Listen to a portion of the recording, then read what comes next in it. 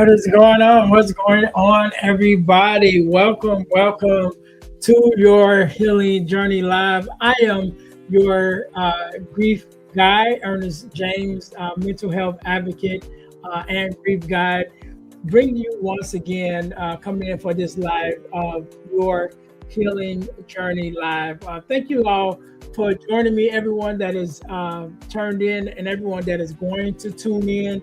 Definitely thank you guys for tuning in and being a part of this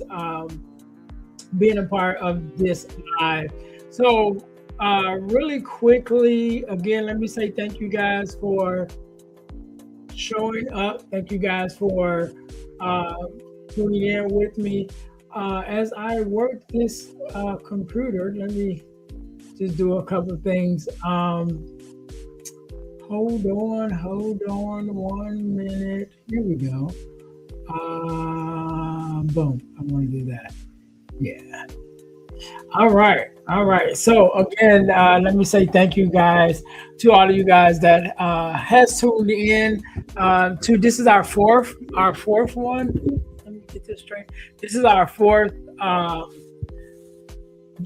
Your Healing Journey live that I've done. I had to cancel last week because I had some things come up that were just unfortunate, and even this week because life be life, right? So even right now, we're supposed to go live at 4:00, and right when I'm finna go live, I want to get a knock at the door. The maintenance people is here to check out some things, and so that made me come on a little later. So we're almost like 20 minutes late coming on at 4:00 as we usually would do.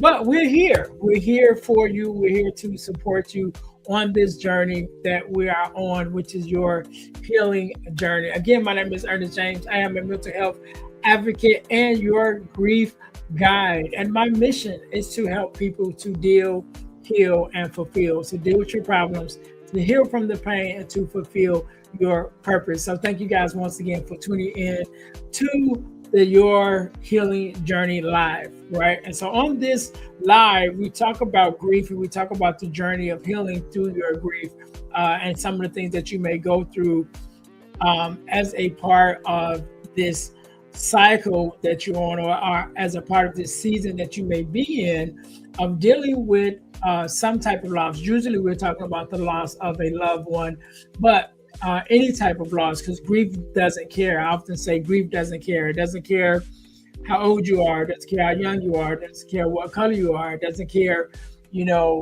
anything about you personally. All it cares about is itself. And grief can be attached to any kind of loss that you may experience, whether it's the loss of a loved one, loss of a job, loss of a pet, loss of a dream. Even that can be a loss, and we will talk a little bit about more of that on a different not podcast, but a different episode of Your Healing Journey Live. And so today I want to talk about religion. I want to talk about religion and grief, right? And some of the stages that we go through in our spiritual journey as we experience grief.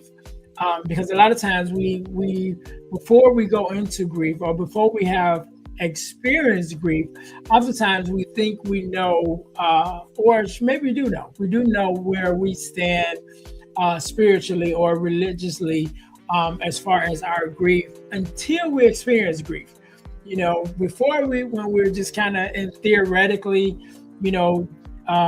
moving along and saying, okay, if something was to happen that I end up having to grieve, then I'm going to act in this way, and I'm going to, carry myself in this way spiritually or religiously because this is how I plan to do it. But when you actually are facing grief, when you actually have lost someone, when you actually have found yourself in a space where you're grieving, then it's not so cut and dry, right? How you react or how you respond.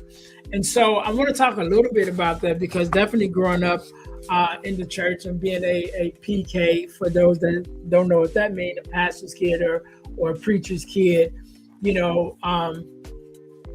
growing up in church, when we talk about grief, dealing with grief, we talk about a lot of things in the church. The first round of defense is to pray, right? Which is definitely, as a spiritual person myself, definitely think that's wise. But that's not the only thing. And just knowing, just as I grew in the church and as I grew up spiritually, a lot of things were kind of pushed on prayer. You pray for everything, and prayer was the answer to everything. And prayer is an answer to everything, but it's not the only answer. And it may be a part of the answer, what that answer is. And so when we talk about grief and we talk about finding yourself in a space of grieving, prayer definitely is a part of the answer. Church itself as a community is definitely part of the answer. But there also is some natural parts of grief that you have to go through that you can't necessarily just pray away. There's that natural man that has to go through its stages for you to be able to heal correctly and spiritually when you're dealing with grief, right? And so I know that, when we first start off, we're open-minded of what that looks like. We're open-minded in, how we want to grieve spiritually, how we want to react. Again, we talk about prayer all the time, and that's like the first defense. But sometimes when we find ourselves in a moment of grief, we then begin to question sometimes even our own beliefs. We begin to question the beliefs that we've had all this time, the beliefs that we've been taught, the beliefs that we've been told, that we've been walking in all this time. Now we find ourselves kind of like, okay, do I really believe this, right? Do I really have the same amount of faith that I had before this loss? Because a lot of times, again, we're talking about prayer. So when someone gets sick, when a loved one gets sick, and they're going through these different stages of whatever the sickness is, of course we're praying then, and we're praying then, and we're calling, for deliverance then, and we're really expecting a healing to come in. And if that healing does not come, or it doesn't come in the way that we expected it to come, or the way that we wanted it to come, then oftentimes we find ourselves questioning the very beliefs that we've stood on our whole life, right? The very beliefs that, that God brings good and the bad. When we talk about the rain on the just as well as the unjust. And it's easy for us to say that. It's easy for us to stand in that when we're not the ones getting rained on, right? It's easy to say that God is a comforter when we're not the one that needs comforting, and so oftentimes we find ourselves, once we get into these, once we get into a position where we're facing loss, one of the first things that we do is we begin to question our faith, and sometimes even questioning God, right? First of all, we question our faith. That's because it's like, well, I have faith that they were going to get healed. I had faith that they were going to pull through. I had faith that this sickness or this circumstance wasn't unto death. And now that that person did pass and we're dealing with this loss now I'm questioning my faith. Like, did I have enough faith, or am I even having faith in the right thing? Or do I even want to continue believing in this faith that I have because I didn't get the answer that I wanted, right? And those are natural responses to grief, and a lot of times we find ourselves, especially when the communities that maybe we grew up in, the churches that we may have grew up in, may be ran by people who have all the best intentions, but hasn't necessarily been trained in grief and grief support. And so we fall into these beliefs, and even sometimes are made to feel bad if we say we are wavering in our faith now. If we say that, because I didn't get the outcome that I was believing for, now I'm kind of, second guessing my faith. And if those who are in charge or those who are supporting you in the faith have not been trained in grief, a lot of times they fall onto their normal natural thinking, and they may make you feel bad for how you're feeling, because you should always, in some cases, at their minds, have faith no matter what you're going through. And then they may even start to throw different scriptures at you, and that may not be what you need at that time.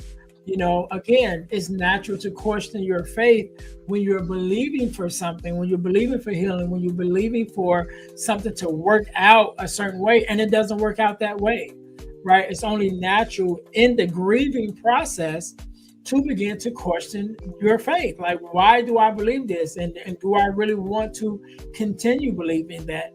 It's a part of the cycle. And it's okay for you to even have those thoughts, because those are natural thoughts, right? And so no one should try to make you feel bad because now you're questioning your faith during your grieving period, because it's natural.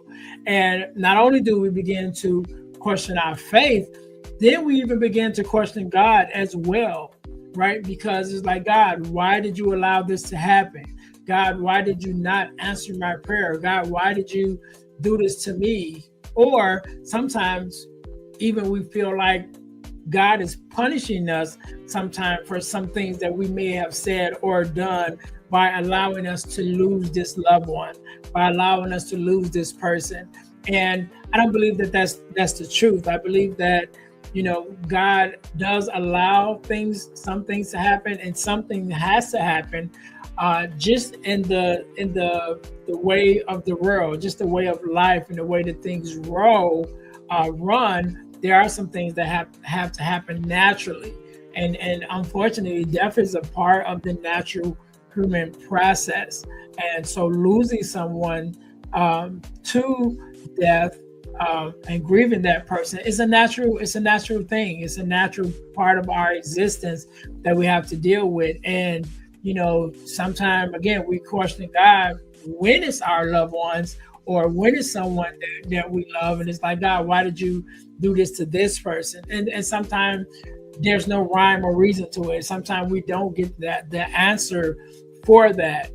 Sometimes we won't get the answer until we are able to talk to God one-on-one, or face to face, of why our loved one had to go through certain things, or why those who we loved had to go through certain things, or those, even ourselves, why we had to go through certain things. Because again, grief doesn't care what your loss is, right? And so your loss could be a divorce, it could be a marriage, and so you may be questioning God, like, God, I prayed for my husband, I prayed for my wife, I prayed for this marriage, and I know what your word says, and I know the vows that we said in front of you and in front of the church, and all of that, and my marriage still fell apart.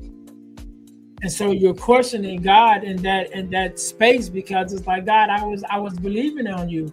I was believing you to make this thing come out right, and it didn't.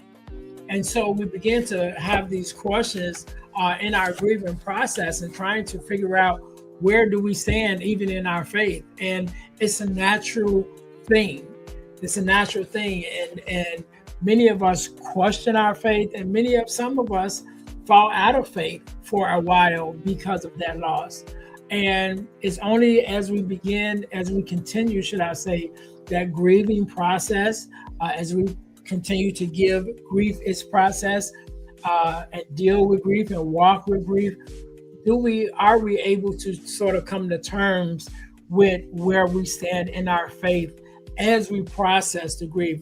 That initial impact of grief will cause us to question some things, right? And so that's why we have to make sure we're taking our time with our grief, taking our time to walk through our grief, or walk with our grief. We're taking our time to process the grief that we have. Again, because even when we talk about the grief wheel, which I talked about prior, that grief wheel which is the all the emotions that you may go through when you're dealing with grief. And so if you think of grief as a pie that's cut into slices, each slice will represent a different emotion that you may feel on this grief wheel as this wheel turns. And that isn't only limited to how you feel personally around people and around your loss, but that goes to your faith as well.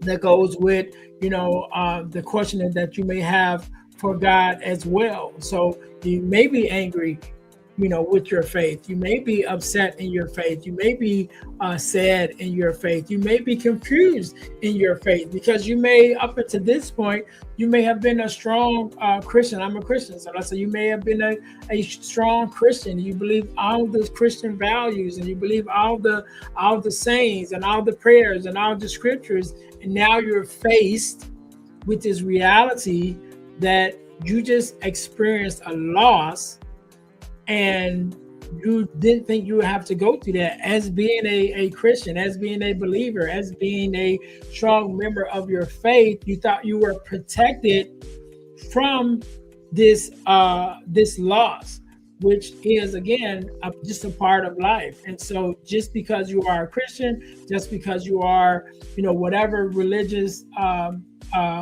identity that you identify with, just because you are a member of that does not mean that you are. It doesn't mean that you are exempt from feeling the courses of grief, right? And so again, when we talk about those emotions that you may be dealing with in the midst of your grief, you may be upset again in your faith. You may be angry in your faith.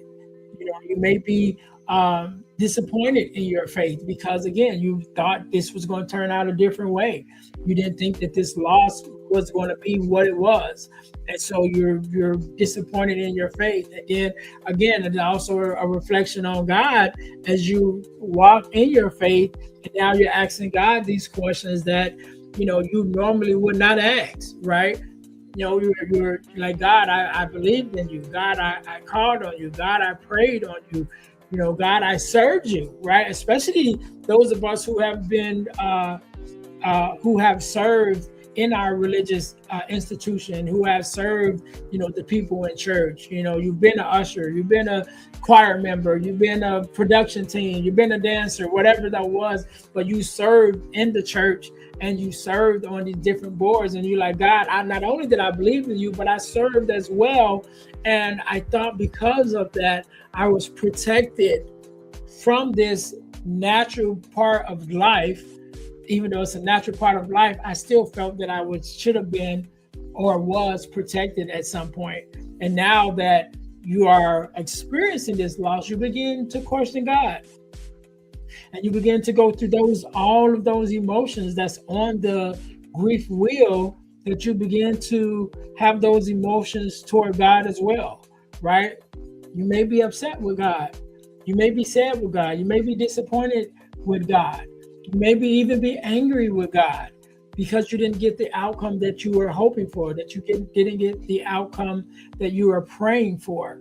But don't be shaken in your faith when this happens, because it's a natural part of the grief process, right? And so the only thing I will ask you to do, that in the midst of this process, in the midst of, especially in the initial phase of grief, when you're dealing with this grief and don't know where to place it in your faith, don't know where to place God in your faith, I would just ask that you hold on just to a little bit. Hold on the most that you can as you process your grief, as you go through the grief process, because the initial shock of loss, the initial hurt of loss, the initial impact of loss and grief is going to shake up your whole world.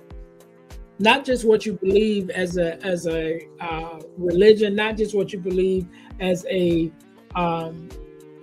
whether you're a Christian or whatever, whoever, however you identify religiously, it's not just going to affect that, but it's going to affect everything in your life.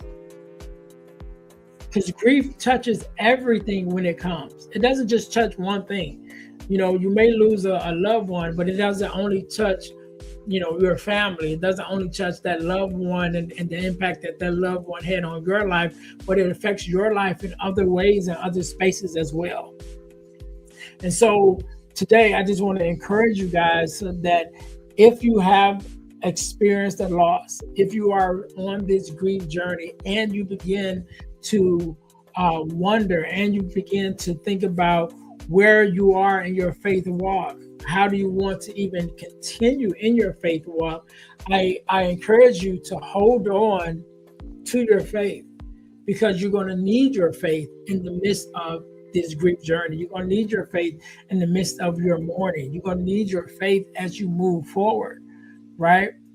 And even though you may be feeling some type of way right now, as you begin to continue on this journey and heal with grief, then you'll realize how much that your faith comes into play, right? Again, you need that faith to have something to believe in. And I'll talk about this on another episode, finding that one thing that you need to hold on to, that one thing that you need to get you through a day, just one more day, finding that one thing. And that faith, your faith may be that one thing.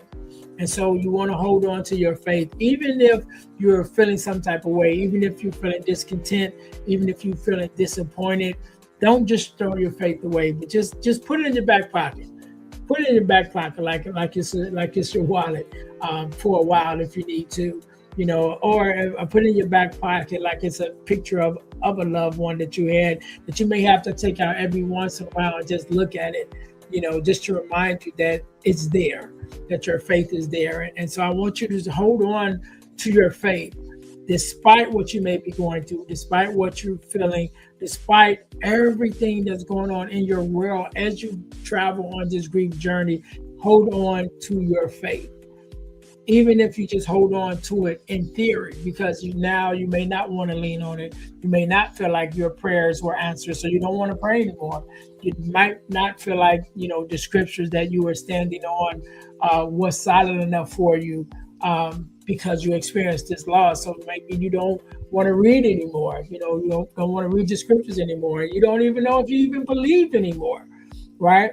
It's all natural part of the grieving process. So if you are grieving and you're going through these different emotions, feeling these different emotions concerning your faith, upset that your faith, didn't come through the way that you thought it would, it's absolutely normal. It's absolutely normal. So I want you guys to continue to hold on to your faith and also to continue to hold on to God. Continue to hold on to God, to continue to, I know that you're feeling some type of way. I know that you may have some questions that you want answered. You may have some questions that you feel were answered, but maybe it was answered unjustly, and you don't know how you really feel towards God right now. But I would say, again, hold on to that faith, hold on to that belief that as you do the work, because it's really important that you do the work of walking through your grief and processing your grief. That's the only way you're going to get the answers that you want. If not, you're just going to stay in this space of confusion. You'll stay in this space of hurt. You'll stay in this space of anger sometimes, and you'll never be able to get the answers and the healing that you need if you're not processing your grief correctly, if you're not processing your grief continually, right? Because we talked about that grief wheel also being like a hamster wheel. And unfortunately, once we get on, we can't get off. And we're just running in place because that grief never leaves. We can't outrun it. We can't slow down and let it run up in front of us. Once we're on that grief wheel, we just have to be able to run with grief, walk with grief, live our lives with grief, because it never goes away. But it does get easier. And as we process our grief and we walk in our grief, it does get easier for us to bear. It does have its moments where, we're feeling happy, maybe we're feeling sad, but it does not cause us to break down because we've given grief its space. we've given grief the moment that it needs in order for it to process and help us to process as we go on this healing journey. So once again, I want to say thank you guys for coming in. Thank you guys for being a part of this healing journey that we're walking together through, right? And I want you guys to know we're definitely have some more things coming, but we're definitely going to be offering a lot more workshops and things concerning grief, as well as some other things. So I want to invite you guys to check out our Deal to Heal School for Living, our Deal to Heal School for Living, which is our community on the school platform, which helps us to further our mission to help people to deal, heal, and fulfill, to deal with their problems, to heal from the pain, and to fulfill their purpose, including healing from the pain of grief and healing through that process of grief. So we have some workshops on grief. We have some workshops on maintaining your faith during your grief, because we talked about that today. So we have that workshop that is there. So there's a lot of different workshops, and even some workshops on, on purpose and success and things of that nature. So make sure you guys go check out the Deal to Heal School for Living on the school platform. You can scan the QR code over in the corner in order to check that out. The first 7 days is absolutely free. You guys can go there, check it out. Check out the workshops that are there.